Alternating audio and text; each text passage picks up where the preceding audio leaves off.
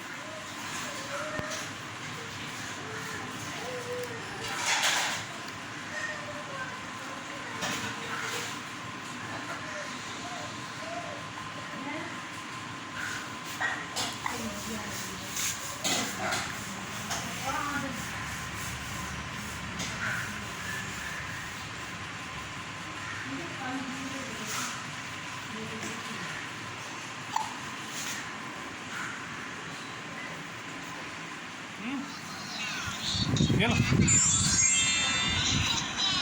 फातिमा, ये लो फातिमा, ये लो।